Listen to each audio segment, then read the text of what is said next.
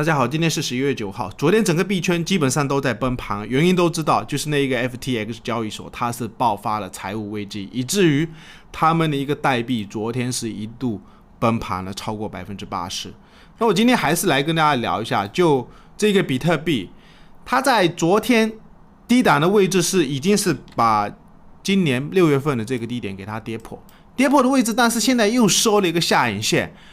不应该这样子来收啊！如果是真的要继续落下去，你如果矩形破的话，你应该要收在矩形下方。今天再来跟大家聊一下，就这一根 K 线，它有没有可能现在还没收啊，马上要收了？如果是能收在还在这个矩形里面，那不排除像这种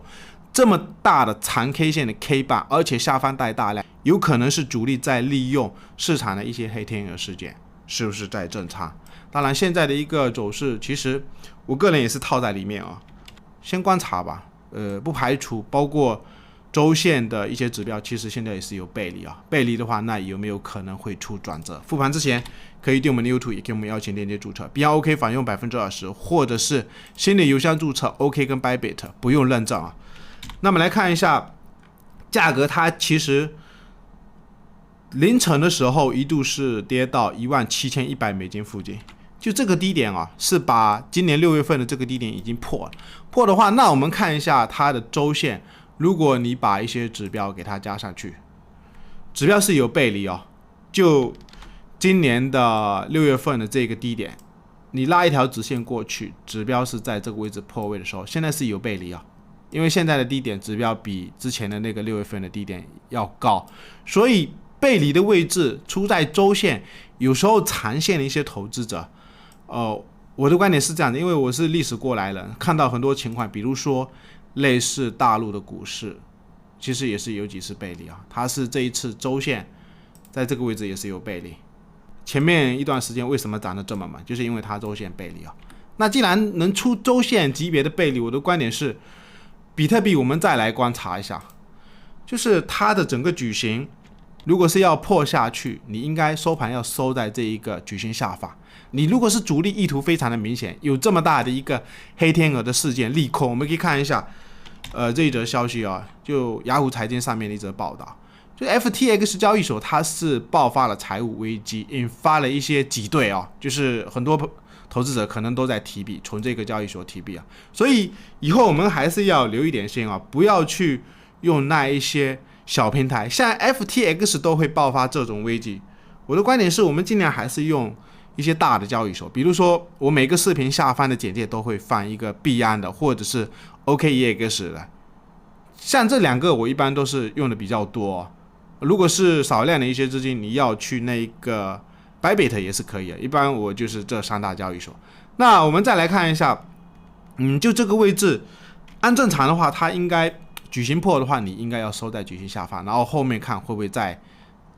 翻一个下箱体一个矩形，但是它在这个位置，我有一个观点是这样子，不排除这个位置破短线的一些，现在是浪形都要修正啊，前面的这些浪形全部要改，后续我们再来观察一下，如果是它要强势的一个情况，今天不是马上要收了嘛，明天你能不能收一根小 K 线收在这一个收盘价的上方？如果能收在这个上方，有可能会不会是一个多底？一般正常情况，我们可以观察一下，它是跌了1年多，在这个位置里面整理了接近半年的位置，现在要破，你又不往下收在这个下方。今天的一根 K 线，如果是出来以后，我们到明天8点要去留意一下，它会不会收一个拇指线？有没有可能这个位置遇到低开？因为按以往的历史经验，类似这种低档爆大量的位置，不排除这种大量有可能就是主力在震仓，能在这个位置卖的话，一般都是散户。那我们可以看一下，去年的几个位置，比如说当时的一些黑天鹅事件，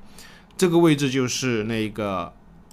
疫情爆发的时候，你看一下这边有这么大的一个量，而且下方也是有引线啊。其实它也是在整个区间，你如果大长线去观察一下，它基本上都是在这整个大长线的一个区间。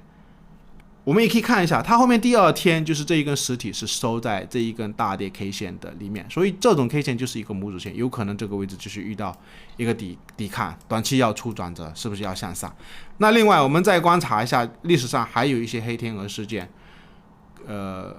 比如说15年的，因为我也不知道当时这个位置是不是，好像也是一个交易所跑路还是什么情况，有知道的朋友也可以在评论区打出来。像这种它也是整理了近半年的区间，在这种位置崩盘，收下影线，破了这个低点，周线里面它是有背离，所以第二天就是今天的比特币的走势是非常的关键。它如果真的在这个位置能不能给我收上去，我也不知道。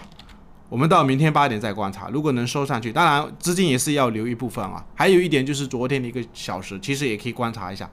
当时在这个位置破位以后，都感觉是有一个弯弓射箭，已经射出去了，又打了回来。这个位置估计就是那一个消息，可能是币安是不是要收购那个 FTX， 后面就在这个位置有一度拉升，所以主力我感觉现在是控盘，也是高度控盘。那不然我们还是先观察吧，今天比特币到底能不能给我收上去啊？最后还是一样，可以订我们的 YouTube。